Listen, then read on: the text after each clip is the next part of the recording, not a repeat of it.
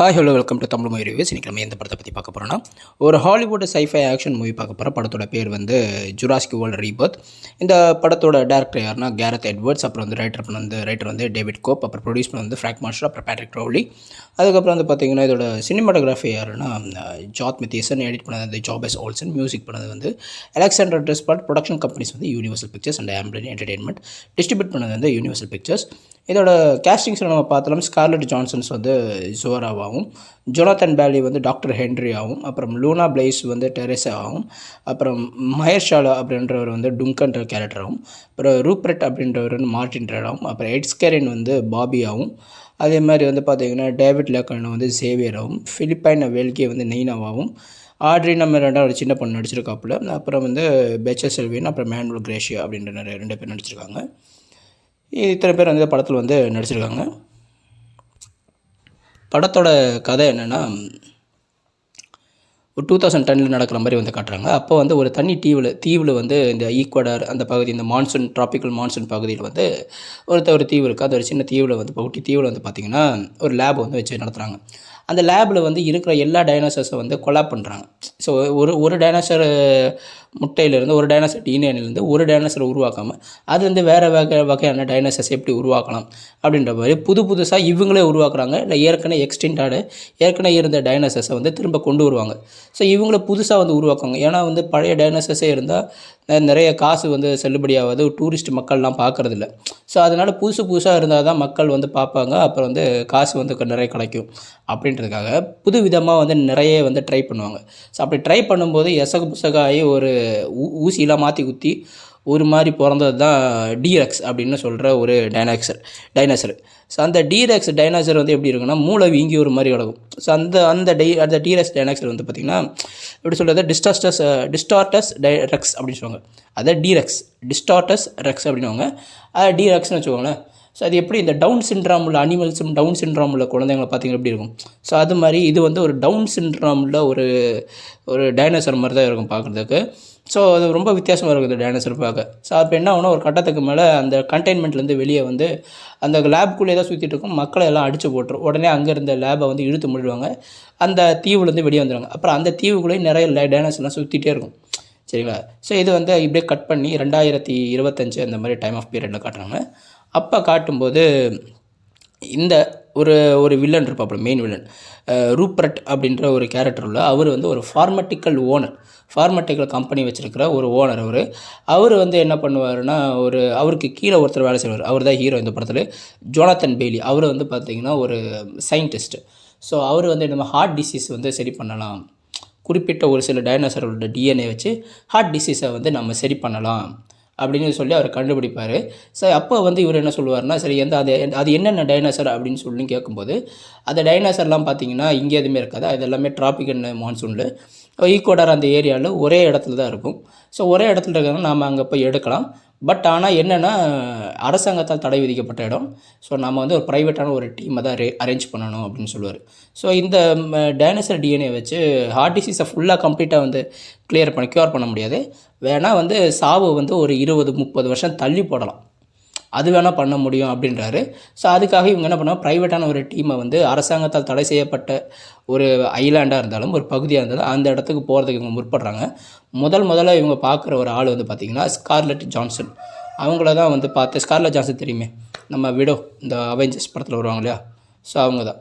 So அவங்க வந்து அவங்கள பார்க்கும்போது அவங்கக்கிட்ட சொல்லுவாங்க, இந்த மாதிரி விஷயத்தை எடுத்து சொல்லும்போது அவங்க வந்து சொல்லுவாங்க, எனக்கு வந்து பேமெண்ட் கொஞ்சம் அதிகமாக வேணும் அப்படிவாங்க.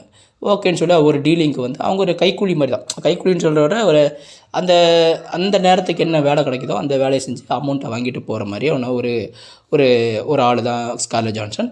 அவங்கள மாதிரியே உள்ள ஒரு சில ஆளுங்களையும் அவங்க தெரிஞ்ச ஆளுங்களெல்லாம் பார்த்து அவங்களும் ரெக்ரூட் பண்ணி கொண்டு போவாங்க.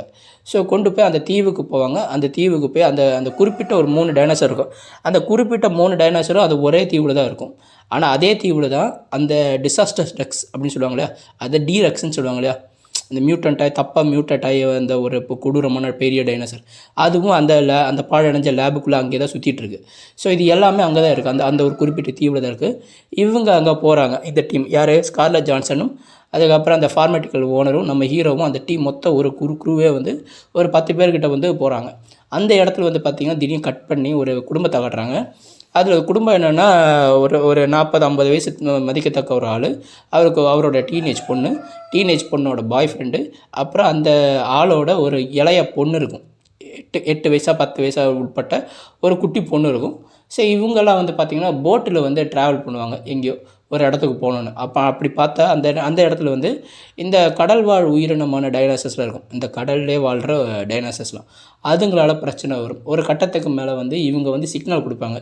ஸோ இவங்களாம் உயிர் தப்பிச்சு சிக்னல் கொடுத்துட்டு இந்த மாதிரி நாங்கள் மாட்டிகிட்ருக்கோன்னு சொன்னோன்னே ஸ்கார்லெட் ஜான்சன் வந்து ஓகே நம்ம வந்து அவங்கள போய் காப்பாற்றுவோம் அப்படின்னு சொல்லுவாங்க. ஸ்கார்லெட் ஜான்சனுக்கு டீமில் இந்த க்ரூவில் இருக்கிற வேற ஒரு டங்கன் அப்படின்ற கேரக்டர் உள்ள டங்கன் அப்படின்ற ஒரு கருப்பாக இருக்கிற ஒருத்தர் இருப்பாப்புல. அவர் அந்த போட்டுக்கு ஓனரான அந்த போட்டை அவர் தான் திரும்ப போது ஃபார்மேட்டிக்கில் ஓனர் சொல்லுவார், நமக்கு இது தேவையில்லாத வேலை, நாம் என்ன வேலை வந்தோமோ அது மட்டும் செய்வோன்னு. அப்போ டங்கன் சொல்லுவார், ப்ராஜெக்ட் வேணால் உங்களுதாக இருக்கலாம், காசு நீங்கள் தர்றதா இருக்கலாம், ஆனால் இப்போ ஓட்டுற போட் என்னோடது, நம்ம போய் அந்த குடும்பத்தை காப்பாற்றுவோன்னு சொல்லி போய் அந்த குடும்பத்தை காப்பாற்றிட்டு கொண்டு வருவாங்க. ஸோ குடும்பத்தை காப்பாற்றிட்டு கொண்டு வரும்போது இவங்க மிஷினை கம்ப்ளீட் பண்ணிவிட்டு இவங்க திரும்ப ரிட்டர்ன் ஆனாங்களா இல்லையா, அந்த குடும்பத்துக்கும் இந்த க்ரூவுக்கும் என்ன ஆச்சு, அந்த 3 டைனோசரோட டிஎன்ஏவை எடுத்தாங்களா இல்லையா அப்படின்றது தான் மீதி கதை. அதாவது உயிரோடு திரும்பினாங்களா பாக்கி அப்படின்ற மாதிரி தான் போகும். ஸோ இந்த படம் வந்து பார்த்திங்கன்னா மற்ற டைனோசர்ஸை இதோட இதுக்கு முன்னாடி வந்து டைனோசர் ஃப்ரான்ச்சைஸ்லாம் வந்து பார்த்திங்கன்னா டைனோசர்ஸை குழந்த மாதிரி காட்டுறது, 1-2 டைனோசர்ஸை வந்து ஆக்ரோஷமாக காட்டுறது, அந்த மாதிரி தான் வந்து இது வந்து கொஞ்சம் வித்தியாசமாக இருக்கும். ஏன்னா அதே பழைய கதை தான், பட் ஆனாலும் லைட்டாக டிஃப்ரெண்ட் இருக்குது. அது எங்கே இது டிஃப்ரெண்ட் ஆச்சுன்னா, ஒரு குடும்பத்தை வந்து வெளியிலிருந்த ஒரு குடும்பத்தை வந்து இந்த கதையோட லிங்க் பண்ணது தான் கொஞ்சம் டிஃப்ரெண்ட்டாக இருந்தது.